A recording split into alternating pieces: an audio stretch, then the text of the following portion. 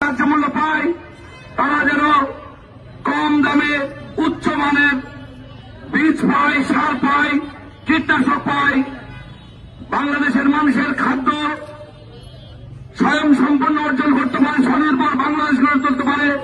তার জন্য এই কৃষক দল তিনি জন্ম দিয়েছিলেন। সেই দলের আজকে ৪৪তম প্রতিষ্ঠা বার্ষিকী। কিন্তু এই প্রতিষ্ঠা বার্ষিকী কালে আমরা যখন বক্তব্য রাখছে, তখন আমরা খেয়াল করছি বাংলাদেশের পতিত স্বৈরাচার বাংলাদেশের ইতিহাসকে কলঙ্কিত করে বাংলাদেশের মানুষের মনের আঘাত দিয়ে স্বৈরাচার প্রতিষ্ঠা করে দেশ থেকে পালিয়ে গেছে। কিন্তু পালিয়ে গেছে কোথায়? ওই পার্শ্ববর্তী দেশ ভারতে, যে ভারত তাকে আশ্রয় দিয়ে বাংলাদেশের 18 কোটি মানুষের বুকে আঘাত করেছে। যখন আমরা দেখে ভারত বাংলাদেশের বিরুদ্ধে কথা বলছে, তখন মনে করতে হবে বাংলাদেশ সঠিক পথে পরিচালিত হচ্ছে, বাংলাদেশ ঠিক পথে পরিচালিত হচ্ছে। ভারতের বিরুদ্ধে বলতে চাই, আপনারা আমাদের প্রতিবেশী দেশ, আপনারা আমাদের যদি বন্ধুত্ব পেতে চান, তাহলে শত্রুকে আশ্রয় না দিয়ে বাংলাদেশে ফেরত পাঠান। বাংলাদেশের মানুষ ওদের অপেক্ষায় করছে ওই স্বৈরাচার শেখ হাসিনাকে বাংলাদেশের আদালতে বিচার করবে। যাকে একটি গুলি করলে মারা যেত, তার বুকে ৯টি গুলি কেন করা হয়েছিল? বাংলাদেশের মানুষের নামে কেন মিথ্যা হয়রানির মামলা দেওয়া হয়েছিল? তাকে প্রশ্ন করা হবে, তুমি খুন করেছ কেন? তুমি এত হাজার হাজার খুন করলে কেন? খুন করলে কেন? ২০০০ ছাত্রকে হত্যা করলা কেন? আমাদেরকে ভারত থেকে মিথ্যা প্রচার করা হচ্ছে আমাদের প্রিয় ভাই হিন্দু ভাইদের উপরে নাকি হামলা করা হচ্ছে।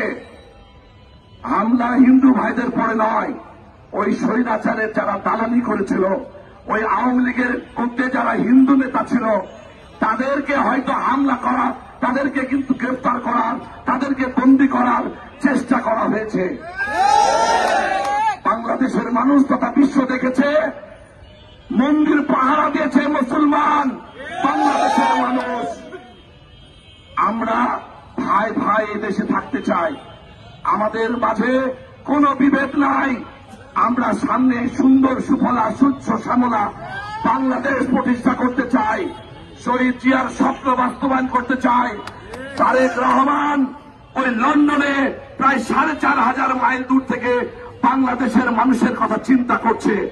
তিনি ৩১ দফা বাস্তবায়ন করার জন্য প্রতিদিন অনর্গল কথা বলে যাচ্ছেন।